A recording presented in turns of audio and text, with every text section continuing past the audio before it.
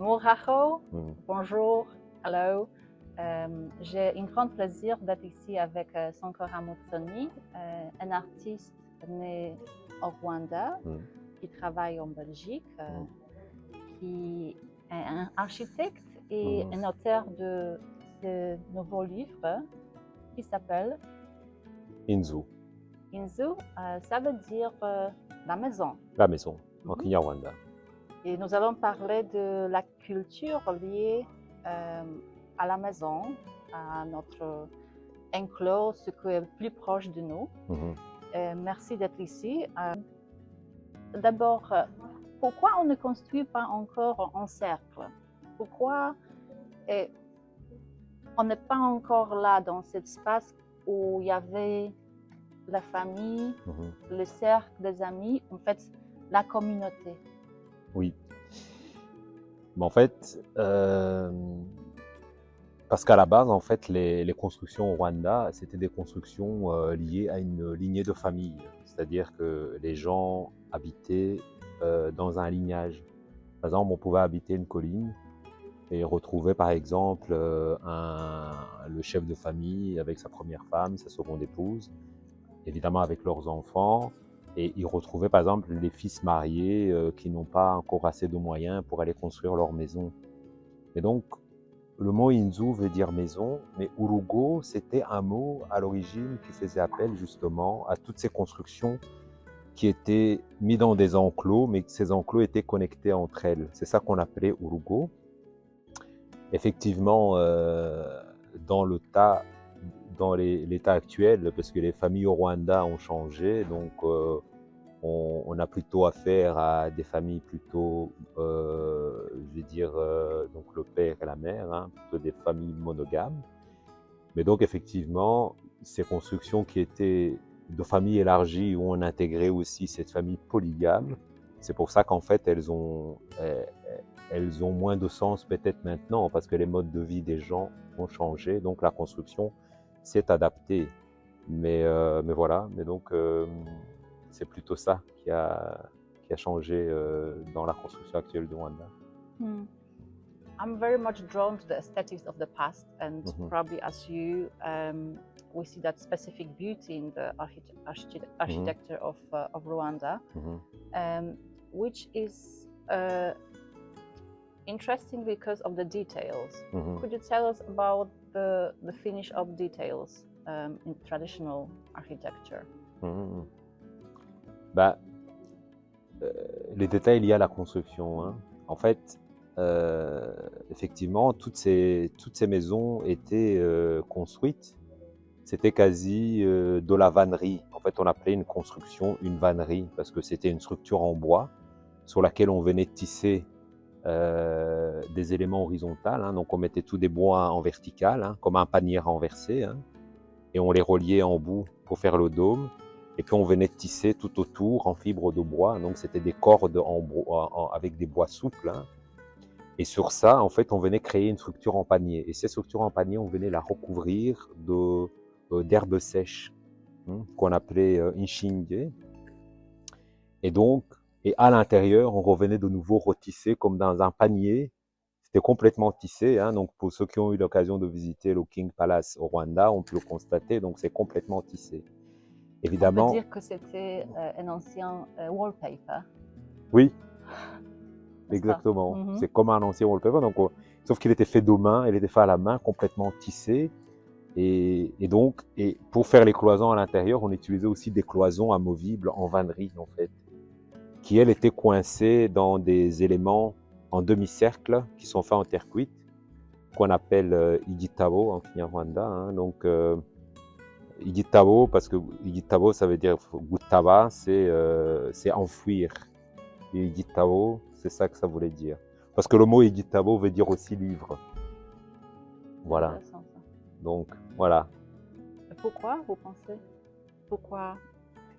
Justement, c'était important en fait de retrouver les mots, parce que aussi on pouvait retrouver une finesse dans les mots. La contextualisation des mots était très importante aussi. Donc ici dans le livre, j'ai remis toutes les descriptions des constructions en Kinyarwanda. C'est comme ça que moi-même personnellement, j'ai appris tous ces mots. Certains je les connaissais, d'autres je les connaissais pas. Je connaissais le mot igitabo, mais igitabo qui veut dire cet élément en demi-cercle qui sert de seuil pour entrer dans la maison, et qui sert aussi d'élément en demi-cercle sur lesquels on vient coincer les cloisons. Je ne savais pas qu'on l'appelait comme ça. Mais donc, c'est pour ça que je disais que les mots étaient vraiment très importants de les mettre au goût du jour, parce que avec les mots, on comprend mieux.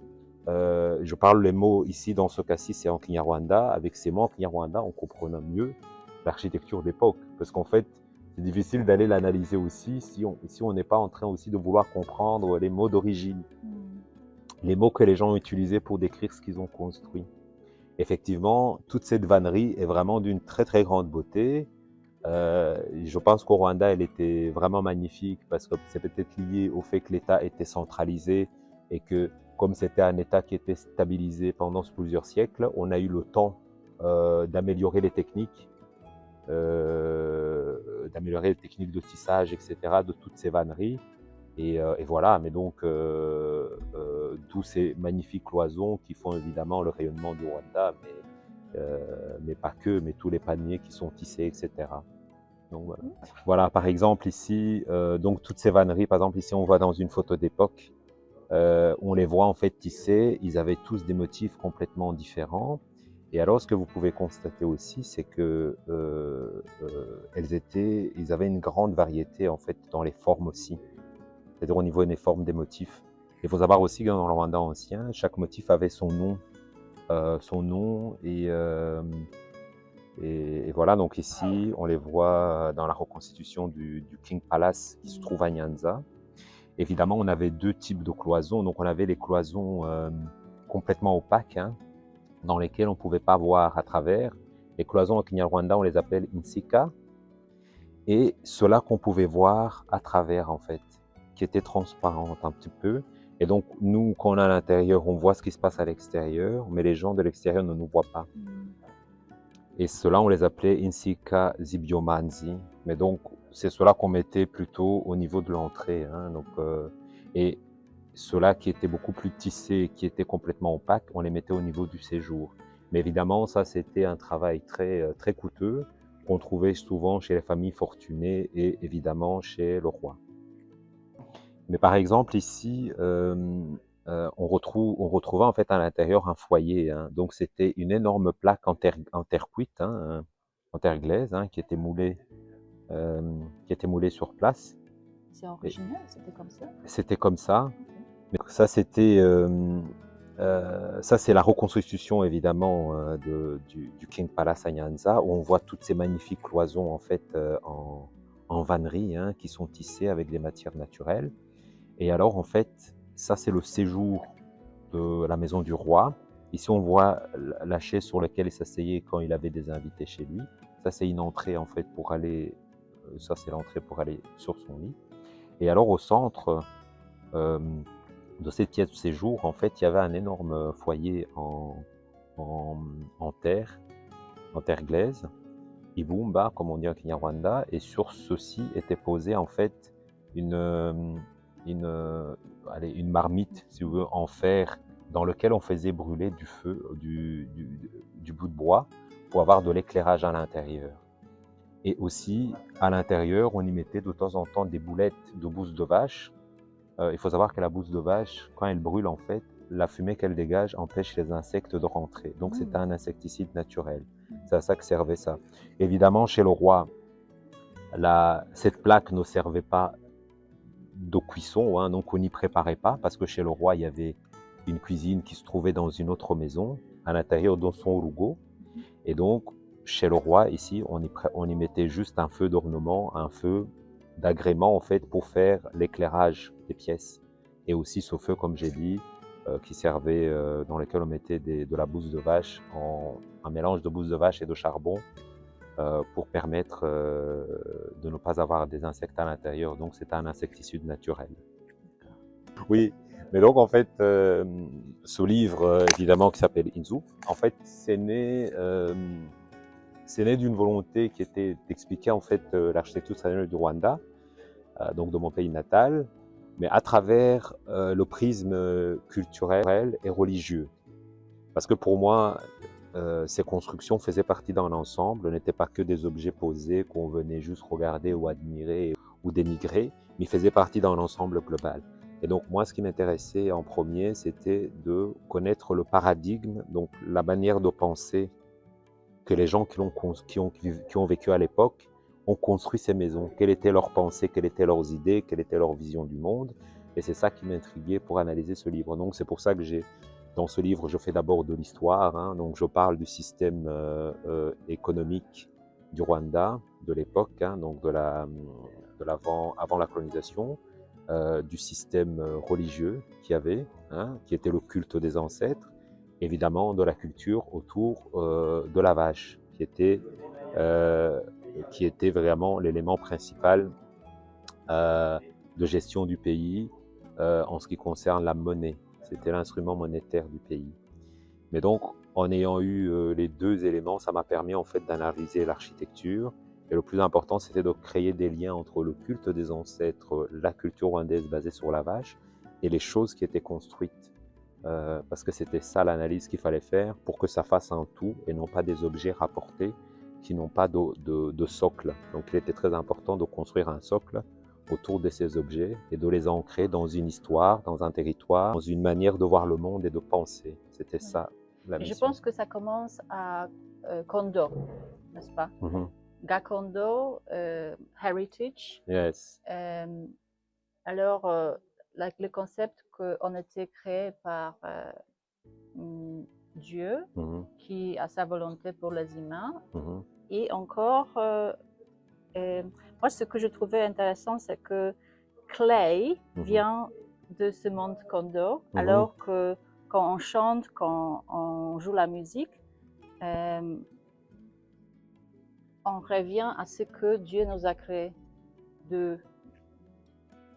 of the earth, n'est-ce pas? Et je pense que c'est l'idée qui revient là, que toute l'architecture, les matériaux, l'idée vient de of the earth, of the soil. C'est ça. C'est of there where we created, n'est-ce pas? Est-ce que j'ai Oui, c'était un peu ça l'idée en fait de se rendre compte que en fait tout est un ensemble.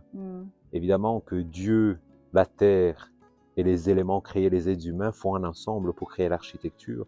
Et ça effectivement dans ce livre je l'explore. C'était ça la mission principale vraiment d'analyser ces architectures à travers un ensemble, c'est-à-dire la croyance Imana, Dieu, la terre qui donne tout, c'est-à-dire la terre nourricière qui fait pousser les arbres, qui nous donne des matières, ainsi que les êtres humains, et effectivement la relation entre les deux. Et c'est pour ça que le monde des esprits, à travers le culte des ancêtres, était très important dans cette société rwandaise ancienne, parce que évidemment c'était ça la liaison entre la terre et l'Imana, si on veut. Parce qu'on considérait qu'effectivement nous étions les enfants d'Imana, que nous on mourrait pas. Notre esprit continue à vivre après notre mort. Voilà. Et vous avez mentionné de ça que voilà, il y a un corps et l'esprit qui vit encore. C'est pourquoi les gens ont cru que les ancêtres sont partis, mais ils sont là pour nous soutenir, pour nous parler, n'est-ce pas? Pour nous dire des histoires. Évidemment, absolument. Et il y avait même la place liée au culte, n'est-ce pas? Tout à fait. Oui, oui. En fait, c'est-à-dire que la construction traditionnelle du Rwanda, évidemment, on a un avant-cour et une arrière-cour. Et la maison est au centre, en fait. Et en fait, ce qui était ces éléments de culte, on les mettait dans les arrière-cours quand on avait des arrière-cours. Quand on n'avait pas d'arrière-cour, on le mettait dans l'avant-cour parce qu'on n'avait pas beaucoup de moyens. Mais c'était des petites chapelles dans lesquelles, en fait, on faisait simplement des vœux à son aïeux pour lui demander soit de conseils, ou si notre aïeux était parti dans des conditions difficiles et que son âme était triste ou était perturbée, ben on faisait des prières pour que son âme se retrouve en paix. Donc on avait les deux, on pouvait prier pour demander conseil à un aïeux en lui disant je ne sais pas, mon grand-père est mort, mon grand-père mort, chérie, est-ce que tu pourrais m'aider, m'apporter grâce dans ce projet que je suis en train de faire, etc. Voilà, donc il y avait aussi ce genre de prière qu'on pouvait adresser à ses aïeux. Voilà. Et donc c'était ça le culte des ancêtres. Mais le culte des ancêtres, évidemment, il allait beaucoup plus loin parce qu'il y avait aussi les devins. Parce que comme dans le culte des ancêtres, en tout cas en ce qui concerne le Rwanda, la relation entre Imana, donc Dieu, et les êtres humains n'était pas directe. On devait passer par un intermédiaire. Et donc l'intermédiaire, c'était un devin. Le devin, c'était par exemple le roi. Le devin, c'était aussi, par exemple, à travers un culte. Par exemple, le Rwanda, le plus connu, c'est le culte de Nyangombe, qui était un personnage à qui on a rendu culte, qui a influencé aussi l'architecture, hein, parce que l'histoire dit qu'en ayant parti chasser justement une antilope, il s'est retrouvé, donc il a tiré une flèche, il a cru que l'antilope était mort, en s'approchant, en fait, l'antilope n'était pas mort, il s'est soulevé brusquement, il l'a projeté dans un arbre avec ses cornes, il est mort dans cet arbre. Et l'arbre dans lequel il est mort est devenu un arbre porte-bonheur. Et c'est pour ça que, par exemple, dans les entrées des enclos, il y a toujours des arbres plantés, et on plante toujours cet arbre-là. Voilà. Et donc, c'est l'une des explications entre la relation Dieu-Imana, les êtres humains, la terre, qu'on retrouve matérialisée dans une architecture, mais qui, elle est vivante, parce que c'est des arbres qui sont porte-bonheur, mais on rappelle à ce personnage qui faisait l'intermédiaire entre les êtres humains et Dieu. C'était ça que c'était abordé dans l'architecture. Parfait. Voilà. Mais on utilisait la bois de l'arbre pour construire, pour faire le feu, oui. Pour prendre soin de vaches. Alors, oui. Voilà, ça reste ensemble. Exactement. On se nourrit de ça et ça revient. Exactement. C'était un cycle, en fait. Voilà. On était dans un cycle, donc rien ne se crée, rien ne se réinvente, tout se transforme, en fait. C'est vraiment de la science. En tout cas, le culte des ancêtres, c'est ça qui dit. Tout se transforme. Rien ne se crée. Voilà. C'était ça, d'où le fait de croire qu'une personne est morte, la chair se décompose. On est mangé par des vers de terre qui, à leur tour, sont mangés par des oiseaux. L'oiseau est mangé par le chat, etc. Et voilà, et le cycle continue, mais notre âme subsiste. Et c'est logique, en fait, de croire en ça parce que c'est de la science. Voilà. C'était la croyance ancienne. Voilà. Montrons le livre. Le livre, il est là. Donc, c'est un livre pas mal illustré, avec des images d'époque. J'ai redessiné pas mal de reconstitutions, par exemple. Ça, c'est les Intore du Rwanda, auxquels j'ai mis. J'ai refait les plans, les grands plans d'implantation des Zoulugos. Il y a les plans de maison. Là, on voit par exemple le passage des vaches dans ces enclos, etc. Ça, c'est les types d'implantation, la construction, les différents modes de construction, etc. Ainsi que vers l'intérieur. Mais donc, voilà. En tout cas, Anna, merci beaucoup pour cette interview. Merci beaucoup. Merci de cette occasion de vous parler. Super. Merci. À bientôt. Hein. À bientôt. Merci.